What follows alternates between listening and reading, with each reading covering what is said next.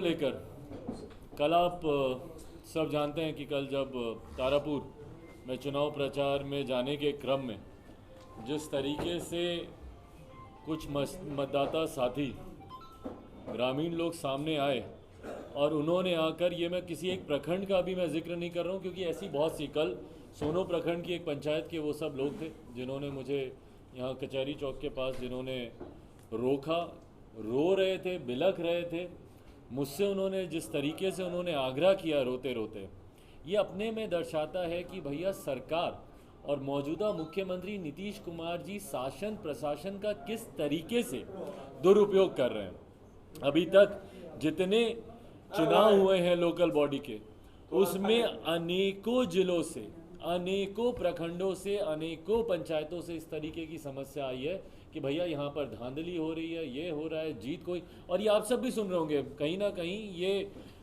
Murmuring हर एक जगह है। आप लोग भी सुन रहे होंगे कि अरे फलाना का हो गया था फाइनल, पर रात होते होते सर्टिफिकेट किसी और को दिया। ये एक परंपरा बनती जा रही है बिहार में।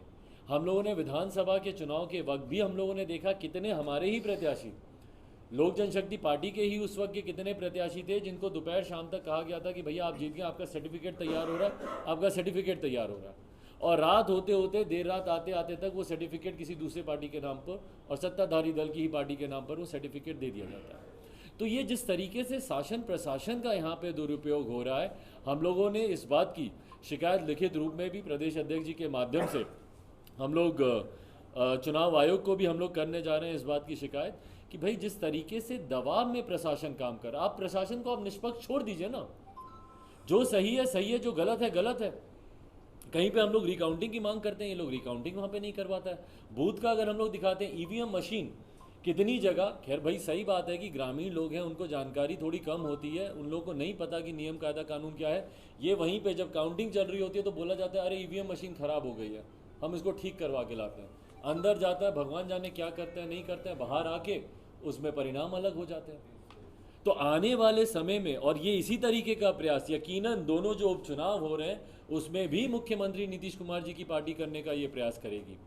पर मुझे खुशी इस बात की है कि इतना भारी समर्थन जनता का हम लोग के पक्ष में है और इनके विरोध में है कि इनके लाख प्रयासों के बावजूद भी कुछ एक जगह ज़रूर है ऐसी जहाँ पर ये लोग अपनी जो भी इनकी मानसिकता है उसमें ये लोग सफल हो जाते हैं। पर अधिकांश जगहों पर जहाँ जहाँ पर भी लोकल बॉडी के चुनाव हो या ये जो उपचुनाव होने वाले हैं, जो एक भारी रुझान जनता का हम लोग के प्रति देखने को मिल रहा है और जिस तरीके से जनता नफरत कर रही है नीतीश कुमार जी और उनकी नीतियों से, और उनकी नफरत का एक बहुत बड़ा कारण बना है जिसका अनुभव मैंने कुशेश्वर स्थान और तारापुर में चुनाव प्रचार करते वक्त मैंने किया कि जिस तरीके से मुख्यमंत्री नीतीश कुमार जी अपनी जिद में, अपने लालच में पुनः प्रदेश के मुख्यमंत्री बने हैं, इस बात से प्रदेश की जनता बहुत ज़्यादा आक्रोशित है।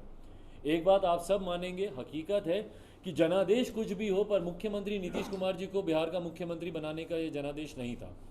अगर होता तो उनकी पार्टी आज तीसरे नंबर की पार्टी नहीं होती, अगर होता तो उनके आधे से ज़्यादा प्रत्याशी आज चुनाव नहीं हारे होते। मुख्य है नहीं, पर हमको कंप्लीट करने दीजिए ना। अब वो अपने लालच में किसी की कृपा पाकर, किसी का आशीर्वाद पाकर, परिस्थितियां बनाकर वो मुख्यमंत्री ज़रूर बन गए, पर इस बात का आक्रोश जनता में बहुत ज़्यादा है। जनता में अगर आप देखेंगे जहाँ पर भी आप जाएंगे, जिस तरीके से मुख्यमंत्री जी ने इस बार ज़बरदस्ती अपनी ज़िद पर वो मुख्यमंत्री बने, 16 साल से जो व्यक्ति प्रदेश का मुख्यमंत्री है, उनके अधिकांश विधायक या उनके गठबंधन के विधायक प्रदेश भर में, उनके तमाम मंत्री होने के बावजूद इतने सालों से प्रदेश में अगर आप शिक्षा का स्तर देखें, आप रोजगार का स्तर देखें, आप नीति आयोग की रिपोर्ट देखें, प्रति व्यक्ति आय, हर मापदंड में बिहार सबसे निचले पायदान पर होता है और भ्रष्टाचार और अपराध में सबसे उछले पायदान पर आ जाता है। तो इन तमाम बातों को लेकर जनता की नाराज़गी है और इस दौरान जिस तरीके से हम लोग की आशीर्वाद यात्रा को जनता का समर्थन मिला, जनता का आशीर्वाद मिला, और यही इस भ्रमण के दौरान भी मुझे देखने को मिला जब चुनाव प्रचार में जब जनसंपर्क हम लोगों ने किया, कुशेश्वर स्थान में हो या तारापुर में हो, दोनों जगह कैंप मैंने वहीं पर किया, 3-3 2-2 रातें वहाँ पर मैंने बिताई, और वहाँ पर जिस तरीके से जनता का रुझान बिहार फर्स्ट, बिहारी फर्स्ट के प्रति मुझे देखने को मिला, ये मेरे विश्वास को और ज़्यादा बढ़ाता है कि आने वाले समय में पहली बात तो क्लियर है कि जनता दल यूनाइटेड के दोनों प्रत्याशी तीसरे चौथे नंबर की शायद लड़ाई ज़रूर लड़ रहे होंगे, जमानत बचाने की लड़ाई ज़रूर लड़ रहे होंगे, पर हकीकत में जीत के कहीं आसपास भी उनमें से कोई प्रत्याशी नहीं है। और जिस तरीके से लोक जनशक्ति पार्टी रामविलास कि हमारे दोनों प्रत्याशी कुमार चंदन हो तारापुर से या अंजू देवी हो कुशेश्वर स्थान से, उनके प्रति जो एक रुझान देखने को मिल रहा है, ये मेरे विश्वास को बढ़ाता है कि आगामी दोनों जो चुनाव हैं विधानसभा की सीटों पर, वो लोक जनशक्ति पार्टी रामविलास के दोनों प्रत्याशी जीतेंगे। नाम और सिंबल को लेकर भी उत्साह है। भाई नीतीश कुमार जी ने पूरी ताकत, पूरा प्रयास, सारी शक्ति उन्होंने लगा ली मुझे मेरे परिवार से अलग करने के लिए, मेरी पार्टी से अलग करने के लिए, मेरी पार्टी को तोड़ने के लिए, मेरे सिंबल को छीनने के लिए तमाम तरीके का प्रयास कर लिया। और दुख मुझे इस बात का होता है कि उनके साथ जो उनके सहयोगी जाकर बैठे हैं वो गर्व से बोलते हैं कि हाँ, सिंबल तो मैंने ही फ्रीज कराया। मेरे नेता स्वर्गीय रामविलास पासवान जी ने जिस सिंबल को पिछले 21 साल अपने खून पसीने से सींच कर जिस पार्टी को बनाया, सिंबल को पहचान दिलाई, उसको केंद्रीय मंत्री बोलते हैं कि भैया हम ही ने फ्रीज कराया। बट बहरहाल मुझे खुशी इस बात की है कि हम लोग की पार्टी को हमारे नेता का नाम मिला, लोक जनशक्ति पार्टी रामविलास का नाम मिला, और जो चुनाव चिन्ह हम लोग को हेलीकॉप्टर मिला है, उसको लेकर जनता में जो उत्साह है, क्योंकि आज तक ये माना जाता था कि भैया हेलीकॉप्टर मुख्यमंत्री नीतीश कुमार जी का प्राइवेट वाहन है, बस उन्हीं का वो पब्लिक, वो उनकी वो पर्सनल प्रॉपर्टी है जिसमें वो बैठकर हर बार जब बाढ़ आती थी तो हवाई निरीक्षण करते थे। मेरे नेता स्वर्गीय रामविलास पासवान जी ने आज से लगभग 1.5 दशक पहले ये सपना देखा था कि भैया मोबाइल फ़ोन हर गरीब व्यक्ति के हाथ में होना चाहिए। उस वक्त उनका मजाक उड़ाया जाता था जब वो कहते थे कि हर रिक्शा वाला, ठेले वाले के हाथ में मोबाइल फ़ोन होगा, पर आज ये मोबाइल फ़ोन घर घर तक पहुंचा है। ऐसे ही हम लोग भी चाहते हैं कि भैया जो हेलीकॉप्टर आज तक मुख्यमंत्री नीतीश कुमार जी सोचते थे कि उस पर सिर्फ उन्हीं का अधिकार है, आज ये गांव-गांव तक जाए, घर घर तक जाए, हर आम आदमी इस पर बैठे, और तब सही मायनों में बिहार को हम लोग विकास की ऊंचाइयों तक हम लोग लेकर जाएंगे, जो बिहार फर्स्ट, बिहारी फर्स्ट का संकल्प है। तो इसीलिए इस चुनाव प्रचार में जहाँ जहाँ पर भी मैं जा रहा हूँ, ये मेरे विश्वास को गहराता है कि आने वाले समय में 2 तारीख को जब परिणाम आएंगे तो उसमें जनता दल प्रत्याशी तो खैर बहुत दूर हो जाएंगे, पर हाँ, लोक जनशक्ति पार्टी रामविलास के प्रत्याशियों की जीत दोनों सीटों पर सुनिश्चित है, ये मेरा विश्वास है। अब इसके बाद आप पूछ रहे थे जी। सर, तेजस्वी जी लगातार जो है हमला कर रहे हैं एनडीए पे, सब पे, लेकिन आपके पार्टी पे, आपके प्रत्याशी पे कोई हमला नहीं कर रहे हैं, ना ही जो है कन्हैया कुमार के ऊपर हमला कर रहे हैं। तो सर इस पर क्या कहना है? भाई अब ये तो आप उनसे पूछे कि हम पे हमला क्यों नहीं कर रहे, तो हम कैसे बताएं कि भाई वो हम पे हमला क्यों नहीं कर रहे। बट बहरहाल नहीं, देखिए ये बात, ये प्रश्न थोड़ी देर के बाद मुझ पे भी आ सकता है कि भैया आप भी किसी पे हमला नहीं करते, आप भी सिर्फ नीतीश कुमार पे। भाई नैरेटिव से भटकने का कोई मतलब नहीं बनता है।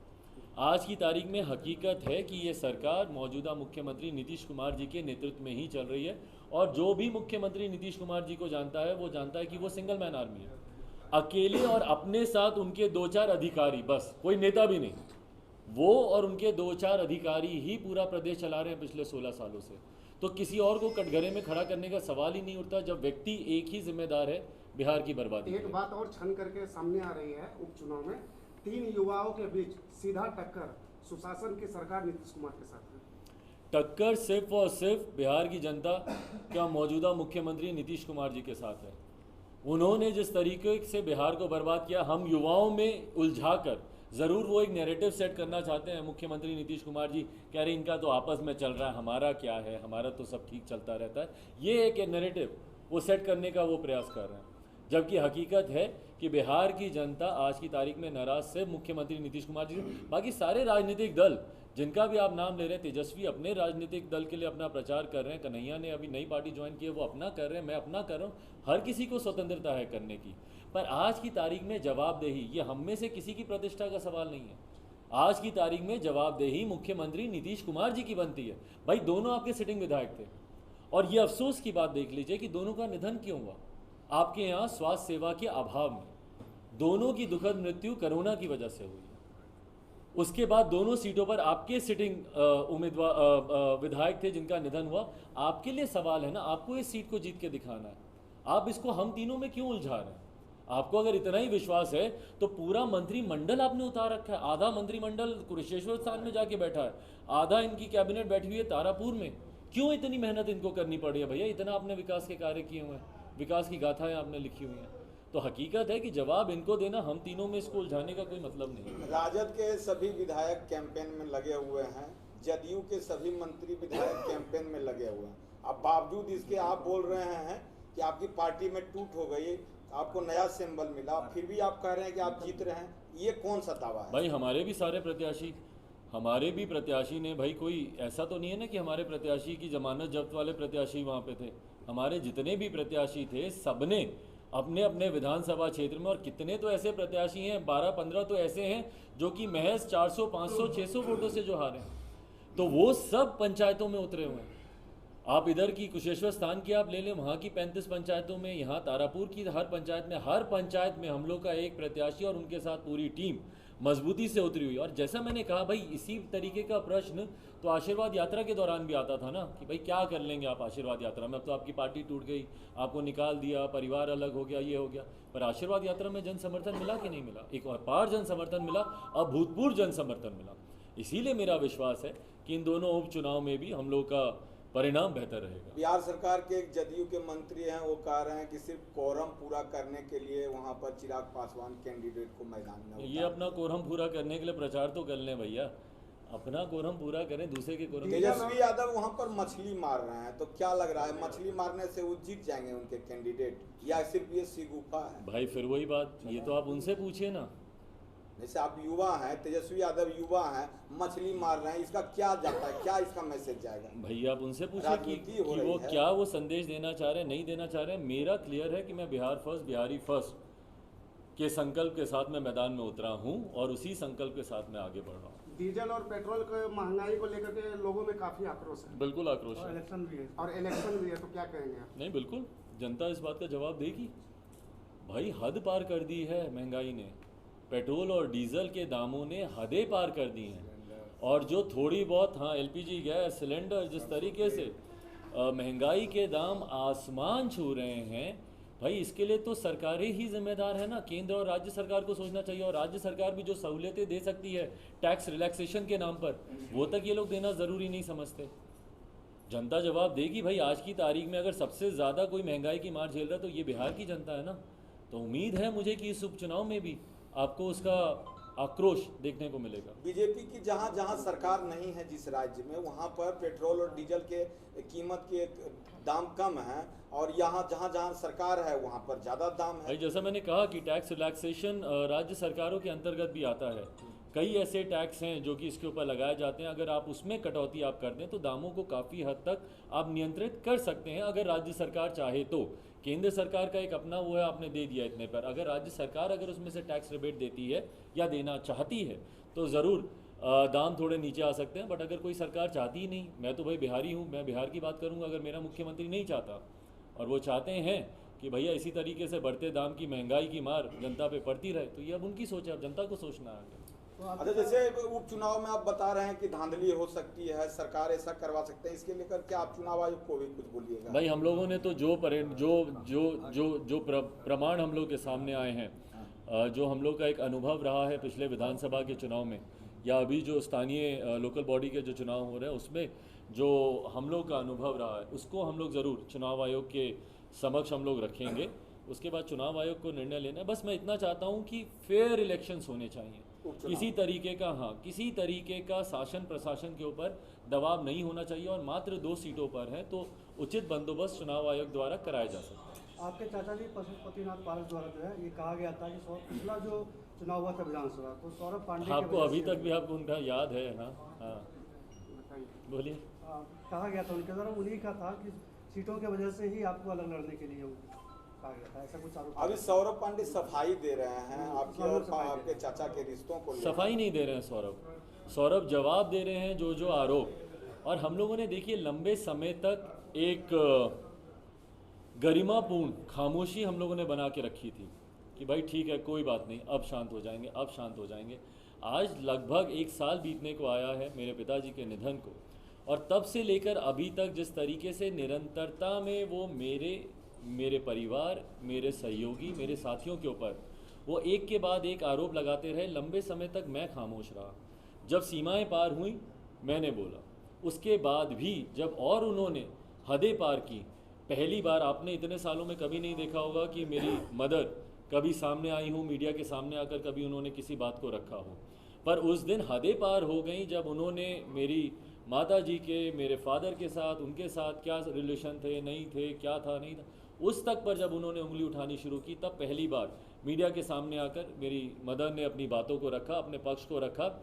मजबूर आज सौरभ भी हुए कि आप हद पार कर आप उनके ऊपर भी इतने समय से, वो छोटा होने के नाते, उनको इज्जत देने के नाते, या मेरे कहने पर कई बार सौरभ ने कभी पलटकर कोई जवाब नहीं दिया। सारे आरोपों को शांति से वो सुनते रहे।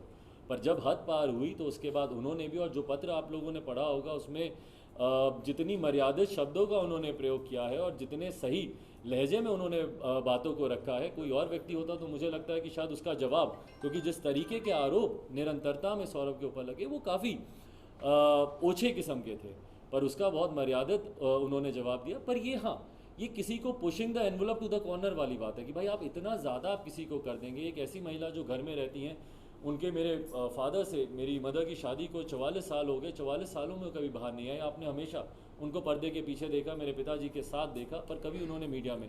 पर आप किसी को इतना मजबूर नहीं कर सकते हैं, इतनी गलत बातें। और दोनों ने इसी बातों को बोला है, सौरभ ने भी ये, मेरी मदर ने भी ये, कि जो भी आप सच बोलिए जनता के सामने, आप झूठों को, मनगढ़ंत कहानियों को, मनगढ़ंत दृश्यों को की कल्पना कर आप जनता के सामने रखते हैं कि मेरे साथ ऐसा हुआ वैसा हुआ, ये गलत है।